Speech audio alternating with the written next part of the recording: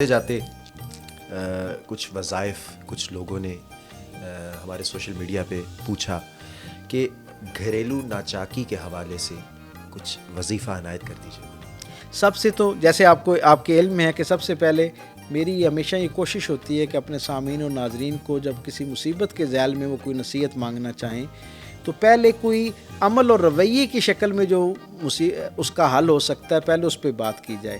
جناب علی کرم اللہ وجہ کریم کے پاس ایک شخص آیا اور اس نے کہا کہ میرے بہت مسائل ہیں، رزق کی کمی ہے اور کئی مسائل، صحت کے مسائل ہیں، لاتعداد مسائل اس نے گنوا دی اور کہا کوئی وظیفہ بتائیں۔ آپ نے کہا درود پاک پڑھا کرو۔ کچھ دنوں بعد پھر آیا، اس نے کہا مسائل کم نہیں ہو رہے۔ آپ نے کہا درود پاک میں کثرت کر دو۔ تیسری مرتبہ آیا، آپ نے کہا درود پاک پڑھ دو، تو اس نے کہا بھی مسائل کم نہیں ہو رہے۔ یہ کہہ کے وہ اٹھ کے جانے لگا نا تو آپ نے پیچھے سے دوبارہ بلوایا اور کہا کہ مجھے صرف اتنا بتاؤ، کیا تمہارے گھر میں تکرار تو نہیں ہوتی ہے؟ اب تصور کیجیے کتنی اہم بات ہے۔ کہا کیا تمہارے گھر میں تکرار تو نہیں ہوتی ہے؟ تو اس شخص نے کہا ہاں تکرار ہوتی ہے۔ تو آپ نے پتہ ہے جواب میں کیا کہا؟ آپ نے کہا کہ تکرار اگر کسی نبی کے گھر میں بھی ہو نا تو اللہ اس گھر سے بھی رحمت کے مخصوص فرشتوں کو واپس بلا لیتا ہے۔ میں اور آپ کیا چیز ہے؟ تو میں سمجھتا ہوں اس کے اندر ایک پیغام موجود ہے۔ یہ جو گھر میں بلا وجہ بہت چھوٹی بات پر بہت دیر تک ہمارے درمیان بحث مباحثہ ہوتا رہتا ہے، تکرار ہوتی رہتی، اس میں نہ جانے مقصدیت ہوتی ہے یا نہیں ہوتی، لیکن ایک دوسرے کے دل بہت زخمی ہو رہے ہوتے ہیں، ایک دوسرے کے لیے دل میں میل آنا شروع ہو جاتا ہے۔ سب سے پہلا وظیفہ تو یہ ہے جو عملی طور پہ کرنا ہے گھر کی ناچاکی کو ختم کرنے کے لیے کہ طے کر لیں کہ ہم نے کسی بات میں تکرار کی صورت اختیار نہیں کرنی۔ اپنا موقف رکھیں اور پھر خاموش ہو جائیں، کچھ وقت سامنے والے کو سوچنے کا موقع دیں اور سننے والا بھی اسے نصیحت کے طور پر قبول کرے، اس پہ غور و فکر کرے اور پھر اپنی رائے دے۔ نتیجتاً جب تکرار کا ماحول ختم ہو جائے گا تو ایک تو برکت کے فرشتے از خود آنا شروع ہو جائیں گے۔ پھر ان برکت کے فرشتوں سے برکت لینے کا طریقہ یہ ہے کہ یا محب یا ودود، یا محب یا ودود، یہ دونوں اللہ کے پاکیزہ نام ہیں، ان سے برکت لی جائے۔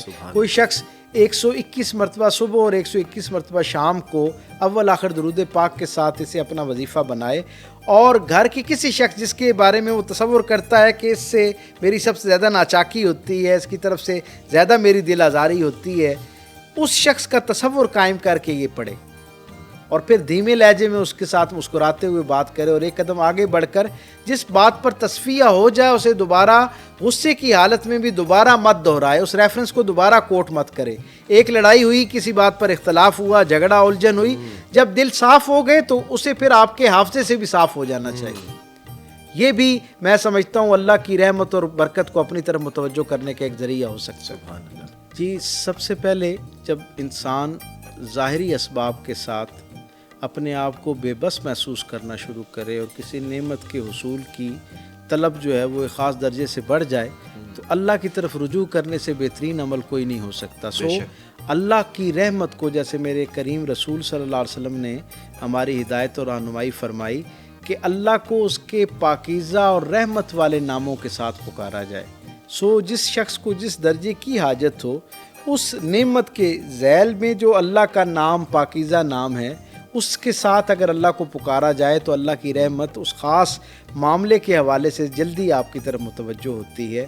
اول آخر درود پاک کے ساتھ یا مصورو یا باری، یا مصورو یا باری، اگر اس کو 121 مرتبہ صبح اور 121 مرتبہ شام کو پڑھا جائے اول آخر درود پاک کے ساتھ، یہ بھی ایک مجرب نسخہ ہے۔ اور دوسرا ایک میں آج ایسا نسخہ اپنے سامعین و ناظرین کو دینا چاہتا ہوں کہ یہ ایک ایسا وظیفہ ہے جو جس طرح ایک ماسٹر کی ہوتی ہے نا جو ہر تالے کو کھول دیتی ہے، ہر الجھن کو سلجھا دیتی ہے، بالکل اسی طرح ایک وظیفہ ہے جو قرآن حکیم سے ہم تک پہنچتا ہے جس سے دنیا کی ساری حاجتیں طلب کی جا سکتی ہیں۔ وہ وظیفہ ہے استغفار کا۔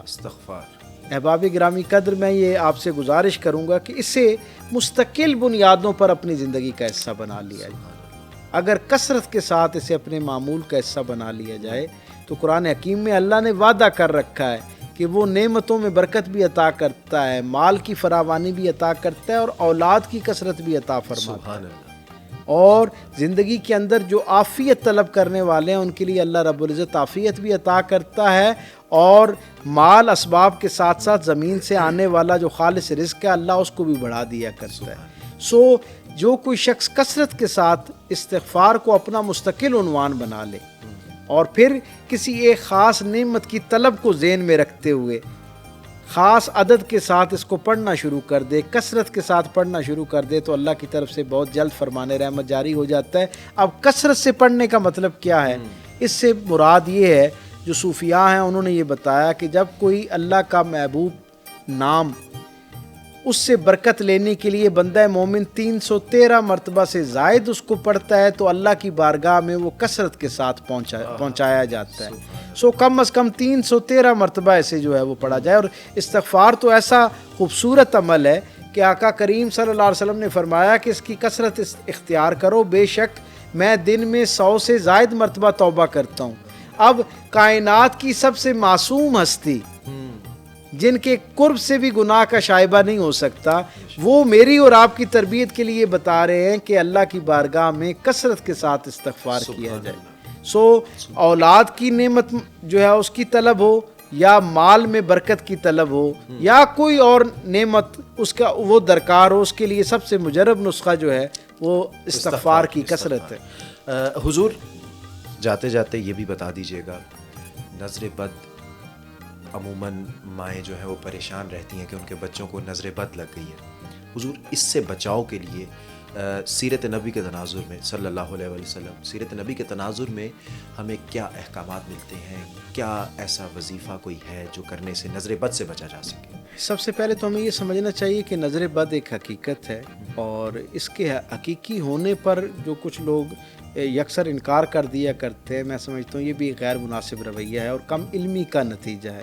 خود سرکار دو عالم صلی اللہ علیہ وسلم کے زندگی سے یہ بات ہم تک پہنچتی ہے کہ جو نظر بد ہے وہ ایک حقیقت ہے، اور نظر بد بعض اوقات اس درجے پر انسانی زندگی کے اندر اثر انداز ہوتی ہے کہ حضور فرماتے ہیں کہ یہ ان چند چیزوں میں سے ہے جو ایک زندہ صحت مند اونٹ کو ہنڈیا تک پہنچا دیتی ہے.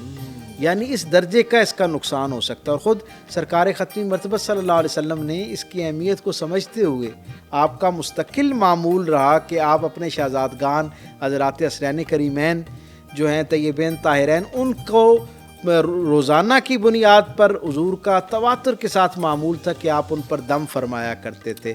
قرآن حکیم کی جو آخری 2 صورتیں ہیں جنہیں موضتین بھی کہتے ہیں، سورہ فلق اور سورہ ناس، سرکار ختمی مرتبہ صلی اللہ علیہ وسلم ان پر پڑھ کر پھونکا کرتے تھے، پانی پر پڑھ کے دم بھی کیا کرتے تھے اور ان کو وہ پانی پلایا جاتا تھا.